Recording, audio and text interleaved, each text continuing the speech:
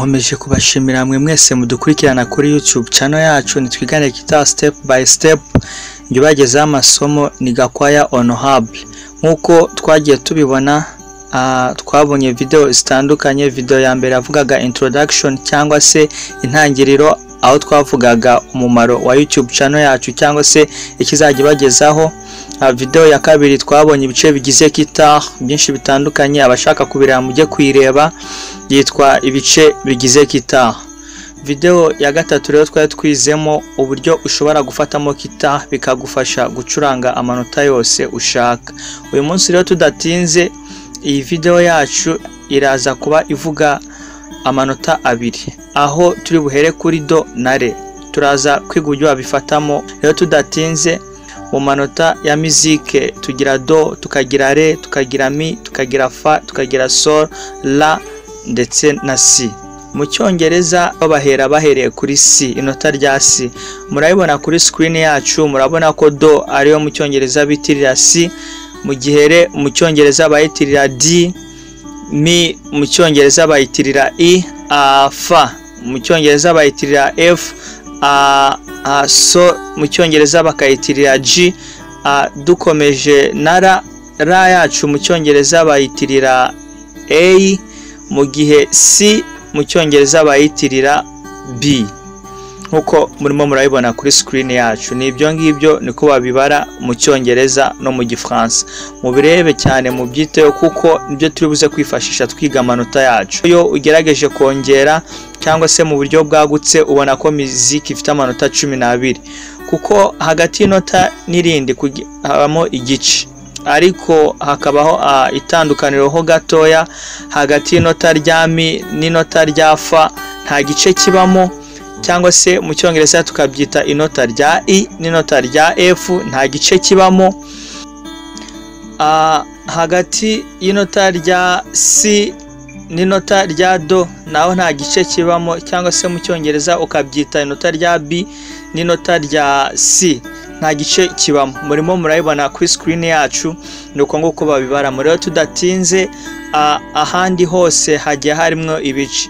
Bivuze ngo hagati ya do na re harimo inota rya do dièse, hagati ya re na mi harimo igice bita re dièse, hagati ya mi na fa nta gice kibamo, hagati ya fa na sol harimo fa dièse, hagati sol na ra harimo sol dièse, hagati ya ra na si harimo ra dièse, ariko hagati ya si na do nta gice kibamo. Mu cyongereza nabyo muri guhita mubibona, nuko nguko babibara muri make. Rero tudatinze tugiye kwiga uburyo afata inota rya do n'inota rya re. Mukurikire kugira ngo tuze kuba hamwe. Ukuboko kw'ibumoso kurafata amanota, ukuboko kw'iburyo kuraza kuba gukubita imirya.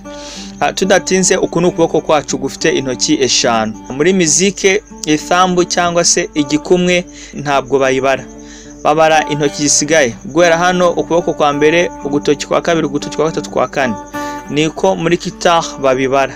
Kaze yacu ni kaze ya mbere, ya kabiri, ya gatatu, ya kane, kuzakomeza ukazamuka. Umurya wa mbere, umurya wa kabiri, wa gatatu, wa kane, wa gatanu, wa gatandatu. Mukurikire rero uburyo bafatamo inoto ryacu rya do. Tugiye kwiga inota rya do. Ubyanditse ahantu bya byiza kurushaho, kuko turi bukoreshe kaze ya mbere, kaze ya kabiri na kaze ya gatatu. Tugakoresha agatoki ka mbere, aka kabiri n'agatoki ka gatatu.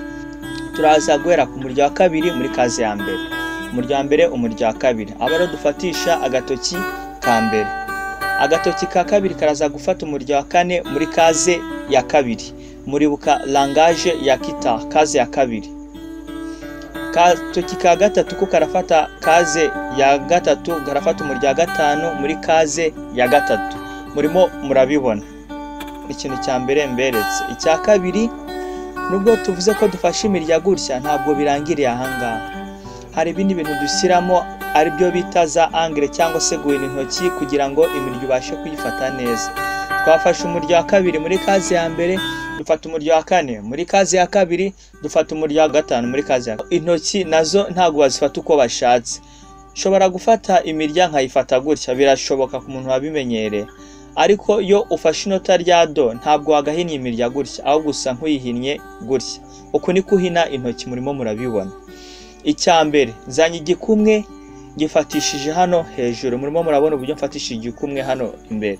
Mpise nzana intoki zacu nzifatisha ya mirya yacu uko ari 3 mu makaze 3, umurya wa kabiri, umurya wa kane n'umurya wa gatanu. Murimo murabibona uburyo igikumwe nacyo gifashe. Ikindi iyo mfashe imirya ntabwo mfata intoki ngo nziryamishe ku mirya gutya, kuko nziryamisheho gutya imirya yabangamirwa n'intoki, kandi ugutoki kumwe kwagafashe umurya umwe gusa. Ntabwo kwemerewe gufata imirya irenze umwe iyo turimo turafata inota rya do. Nimureba ku murya wa kabiri ndirinda guhina agatoki gutya kugira ngo kadafata n'umurya wa hasi bikaba byakica inota ryacu turimo turafata. Niyo mpamvu agatoki ngahina gutya. Nimba mfasha umurya wa kane ntabwo ndi buhine gutya, ndashyiramo ndasa nk'uzamuye agatoki gatoya. Nimba mfasha umurya wa gatanu nabwo nuko nguko. Murimo murabibona asigaye tunahine gutya. Ntabwo ugira intoki gutya, ahubwo usa nk'uzihinnye. Muri kubona uburyo turi kuzihinira ziturutse hakurya, aba ari ukugira ngo utaza kubangamira imirya yindi. Ikindi urimo urumva ko intoki wazifashe neza cyangwa ko wafashe imirya neza, ukubita agatoki umurya ku wundi. Ndavuga ukubita umurya wa mbere numve ko ntawubangamiye, nkubite umurya wa kabiri numve ko ntawubangamiye. Ubwo turi guturuka hejuru nubwo imirya bayibara baturutse hasi. Dukubita umurya wa gatatu nawe numve kuri kuvuga, n'uwa kane, n'uwa gatanu, n'uwa gatandatu. Ukubita umurya ku wundi kugira ngo wumve koko ko wafashe inota ryawe neza. Dusubiyemo cyangwa se samari gatoya, dufashe umurya wa kabiri, dufata umurya wa kane, dufata n'umurya wa gatanu. Turangije dushyiramo ikirespase cyangwa se umwanya. Murimo murabibona kugira ngo imirya itabangamirwa. Mwitegereze neza hano ushyiramo espace mo gutya kugira ngo uno mubiri w'ahangaha utaza kubangama ukaba wafata umurya wo hasi ukawubangamira. Ushyiramo espace rero, cyo ni icya kabiri. Ikindi ubendinga intoki, ntabwo uziryamisha gutya kuko iyo uziryamishije gutya zibangamira indi mirya. Usa nk'uzibendinze cyangwa uzihinnyemo ukuntu kugira ngo izi tip cyangwa se ino misozera cyangwa imisozo y'intoki aba ari ifata imirya yonyine. Iyo ushaka gufata umurya umwe ukoresha uko ushoboye ku buryo ino misozera y'intoki cyangwa se finger tip ariyo yonyine ifata imirya. Dore igikumwe nacyo kikaba gifashe hano kuko ugifatisha uyu murya wo hejuru kugira ngo utavuga, icyo bita kumyutinga. Mwabibonye. Tugiye kwiga inota rya re. Re uburyo nawe bayifatamo tudatinze. Wandike nimba ufite agakaye, turakoresha amakaze abiri, ariyo kaze ya kabiri na kaze ya gatatu. Turakoresha agatoki ka mbere n'aka kabiri n'aka gatatu kugira ngo dufate iki re yacu. Turafata umurya wo hasi muri kaze ya kabiri, dufate umurya wa gatatu muri kaze ya kabiri. Ubwo ni muri kaze imwe nyine ariyo kaze ya kabiri. Turafata umurya wo hasi wa mbere n'umurya wa gatatu. Niturangiza tuze muri kaze ya gatatu dufate umurya wa kabiri. Uburyo rero warenjinga mu intoki, agatoki ka mbere karaza kagafata umurya wa gatatu muri kaze ya kabiri, agatoki ka kabiri kakaza kagafata umurya wa mbere muri kaze ya kabiri, agatoki ka gatatu kakaza kagafata umurya wa kabiri muri kaze ya hehe, kaze ya gatatu. Murimo murabibona uburyo twafashe, sibyo? Urahinnye intoki, intoki uhina kwa kundi n'ubundi, ntabwo ufata utya utukubitamo ya angle yacu. Urimo urabibona agatoki ka mbere muri kaze ya kabiri umurya wa gatatu, agatoki ka kabiri muri kaze ya kabiri umurya wa mbere, agatoki ka gatatu muri kaze ya gatatu umurya wa kabiri. Murimo murabibona ugahina gutya, nta gufata gutya ahubwo urahina na cya gikumwe cyacu hejuru. Ikindi ukazirikana yuko utagomba kugira utya, kuyigize utya ukaryamisha intoki ntabwo bifatika. Bisaba ko usa nk'uhinnye intoki, ntuzirambura gutya, urazihina ugasa nk'ugonze tuno dutoki utu twahangaha, amahiniro yanga cyangwa ingingo, usa nk'uhinnyemo ukuntu kugira ngo agatoki katabangamira umurya, kakaba kafata imirya ibiri kandi kagenewe gufata umurya. Murimo murabibona. Ikindi ukumva ko umurya ku wundi uri muravuga kugira ngo wumve ko wayifashe neza. Iyo wumvishe umurya utarimo uravuga umenye ko byanze bikunze wawubangamiye.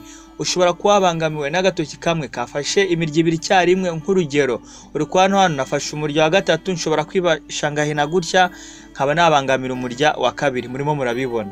ariko uko mpina bituma wa murya wacu ugira ute uvuga neza. Murimo murabibona, niyo principe yabyo yo kugira ngo utaza kubangamira umurya. Agatoki uragahina neza kabisa, ikindi ukagira gutya ntugire urya, aho ukagira urya. Murimo murabibona sibyo? Iri niryo nota rero rya re. Nkuko murimo murabibona kuri screen yacu, muri kubona ko ahantu uzajya ubona akantu k'akazero, umurya ujye umenya ko utawufata.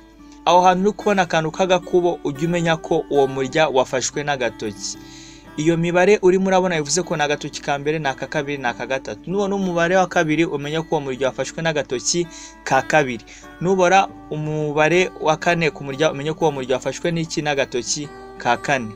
Nibyo rero dukora ahangaha. Iryo niryo nota ryacu rya re.